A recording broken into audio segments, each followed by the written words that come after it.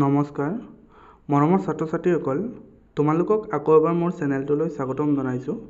মৰমৰ ছাত্ৰ ছাত্ৰীসকল তোমালোকৰ বাবে এইটো ভিডিঅ' বহুতো গুৰুত্বপূৰ্ণ হ'বলৈ গৈ আছে। যিসকল ছাত্ৰ ছাত্ৰীয়ে এইবাৰ 2024 বৰ্ষত SSLC এক্সাম দিছিলা, তোমালোকৰ যদি SSLC এক্সাম বেয়া হৈছে তোমালোকৰ বাবে এইটো ভিডিঅ'। তোমালোকে মোক সুধি আছিলা যে ছাৰ কম্পাৰ্টমেণ্টেল এক্সাম দিম, অৰ্থাৎ এক্সামত কিমান নম্বৰ পালে আমি উত্তীৰ্ণ হ'ম সেই এক্সামটোত। মৰমৰ ছাত্ৰ ছাত্ৰীসকল আমি এতিয়া সবিশেষ আলোচনা কৰিম এইটো ভিডিঅ'ত। তোমালোকে কিমান নম্বৰ পালে এক্সামত উত্তীৰ্ণ হ'ব পাৰিবা। ছাত্ৰ ছাত্ৰীসকল তোমালোকে যদি মোৰ চেনেলটো প্ৰথমবাৰৰ বাবে ভিজিট কৰি থাকা তেনেহ'লে মোৰ চেনেলটো ছাবস্ক্ৰাইব কৰি দিবা আৰু বেল আইকনটো বজাই দিবা। ছাত্ৰ ছাত্ৰীসকল ব'লা আমি ভিডিঅ'লৈ আগবাঢ়ি যাওঁ। তোমালোকৰ যদি মাৰ্কশ্বিটত 180 নম্বৰৰ ওপৰত আছে তেনেহ'লে তোমালোকে এই এক্সামটো দিয়াৰ সুবিধা পাবা, অৰ্থাৎ তোমালোকে এই এক্সামটোৰ বাবে এপ্লাই কৰিব পাৰিবা।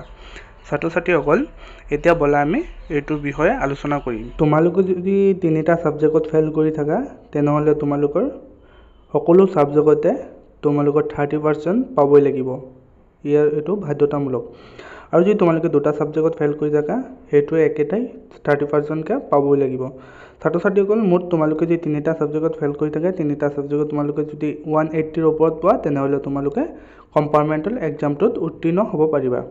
ছাত্ৰ ছাত্ৰীসকল তোমালোকে যদি 3টাৰ ওপৰত অৰ্থাৎ 4টাত বা 5টাত ফেইল কৰি থাকা, যদি ফলাফল বেয়া হৈছে তেনেহ'লে তোমালোকে এই এক্সামটো দিয়াৰ সুবিধা নাপাবা।